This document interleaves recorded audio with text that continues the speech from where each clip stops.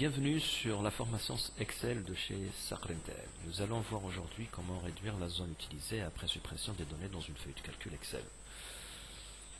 Vous avez sans doute eu affaire à cette situation où vous voudrez revenir à la cellule initiale A1 et vous avez appuyé sur CTRL début.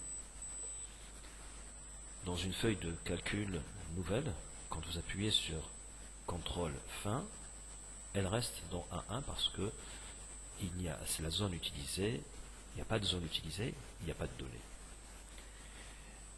Si par exemple on va dans la case ou la cellule F11 et qu'on inscrive un chiffre par exemple, maintenant la zone utilisée s'étend de A1 jusqu'à F11. Et quand on appuie sur CTRL début, on revient à 1.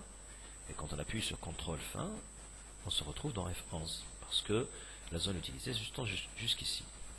Et si on va au-delà et qu'on a jusqu'à L, par exemple 20, et qu'on inscrive, je sais pas, les caractères, bien les caractères, maintenant, la zone utilisée s'étend jusqu'à L20. Pour preuve, en appuyant sur CTRL début, on se retrouve dans A1. Et en appuyant sur CTRL fin du clavier, on se retrouve dans L20 qui contient le texte test.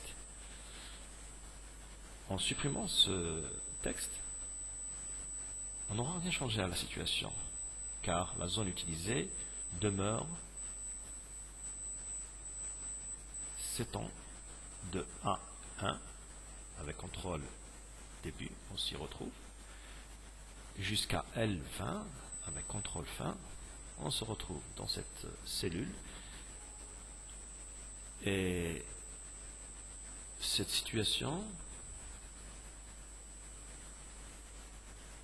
vous êtes sûrement vous allez vous retrouver dans ce genre de situation et ça va vous gêner, pour quelque raison que ce soit.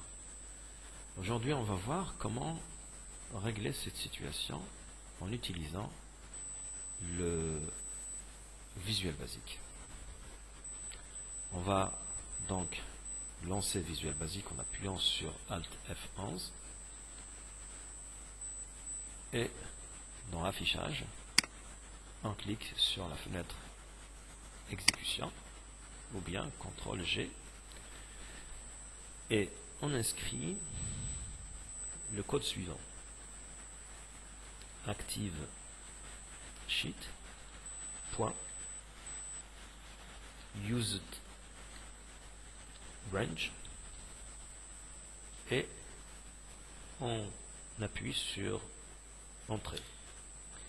Vous n'aurez rien remarqué, mais vous allez le faire quand vous allez revenir dans votre feuille et que vous appuyez sur CTRL début pour vous retrouver dans A1, mais en appuyant sur CTRL fin, vous allez vous retrouver dans F11 parce que c'est la celle qui contient les données.